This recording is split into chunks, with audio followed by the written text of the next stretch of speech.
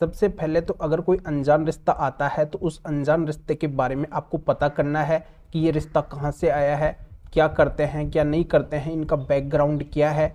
अपनी रिश्तेदारियों में, अपने फ्रेंड सर्किल में आपको उस रिश्ते के बारे में अच्छे से तहकीकात करनी है, पूछताछ करनी है। अगर आप बिना तहकीकात करे, बिना पूछताछ करे ऐसे रिश्ते की लड़की से शादी कर लेते हैं तो ज़िंदगी भर आपको पछताना पड़ सकता है। तो जान पहचान निकाल के ही आपको ऐसी लड़की से शादी करनी है, अन्यथा शादी नहीं करनी है। यानी कि डिटेल के अंदर आपको जान पहचान करनी है। तो ये जानकारी आपके अच्छे से समझ में आ गई होगी। अब दूसरी बड़ी बात इसमें यह आती है कि अगर कोई ऑनलाइन रिश्ता करता है तो उस ऑनलाइन रिश्ते के अंदर भी अच्छे से पता करना है कि लड़की कहाँ की है, कहाँ की नहीं है। अगर आपको उसकी डिटेल का पता ही नहीं है, वो अगर अनजान रिश्ता है, तो ऐसे रिश्ते से आपको बचना है।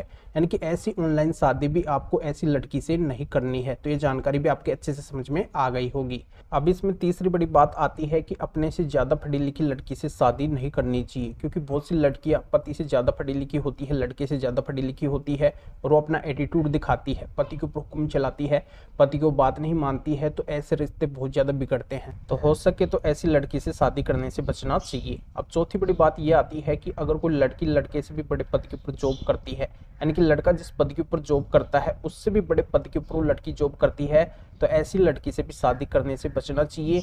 हकीकत तो आप अच्छे से जानते होंगे, इसकी जानकारी मेरे को डिटेल में बताने की आपको जरूरत नहीं है। अब पांचवी बड़ी बात यह आती है कि जैसे बहुत से लड़के लड़कियां क्या करते हैं, शादी से पहले भी मिल लेते हैं, शादी से पहले भी उनका मेल मिलाप जारी रहता है। तो ऐसी सिचुएशन के अंदर अगर वो लड़की लड़के की कोई भी बात नहीं मानती है, हमेशा अपनी मनमर्जी बना के रखती है, जैसे वो जॉब करती है, लड़का बोलता है कि अब आपको जॉब करने की जरूरत नहीं है, मैं कमाता हूँ, आपको ये जॉब छोड़ देना चाहिए, तो लड़की बोलती है कि मैं किसी भी हालत में अपने जॉब को नहीं छोड़ूंगी, जॉब को मैं करूंगी। लड़का लड़की को समझाता है कि मैं अच्छा कमाता हूँ, आपको कमाने की बिल्कुल भी जरूरत नहीं है, मैं अच्छे से आपका मेंटेनेंस करूंगा।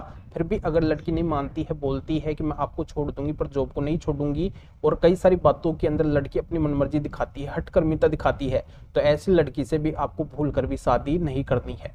अब छठवीं और सबसे महत्वपूर्ण बात आती है कि अगर कोई तलाकशुदा लड़की है, उसने अपने पहले पति के ऊपर, अपने ससुराल वालों के ऊपर कई सारे झूठे केस चलाए हैं और फिर उसने डाइवोर्स यानी कि तलाक ले लिया है, तो ऐसी लड़की से भी आपको भूल कर भी शादी नहीं करनी है। तो दोस्तों ये तो बात रही कि आपको कैसी लड़की से भूल कर भी शादी नहीं करनी चाहिए, क्या आपको करना चाहिए, क्या आपको नहीं करना चाहिए। अब मैं आपको बताऊंगा कि अगर आप शादी कर चुके हैं तो कैसी लड़की के साथ में आपको बिल्कुल भी नहीं रहना है, कैसी पत्नी के साथ में आपको बिल्कुल भी नहीं रहना है, उससे आपको तुरंत डाइवोर्स ले लेना चाहिए। तो दोस्तों आगे जानकारी मैं आपको बताऊं उससे पहले मेरी आपसे रिक्वेस्ट है कि इस चैनल को अभी तक सब्सक्राइब नहीं करे हैं तो पहले इसको सब्सक्राइब भी कर दीजिए और साथ में बेल आइकन को भी दबा दीजिए। तो चलिए शुरू करते हैं।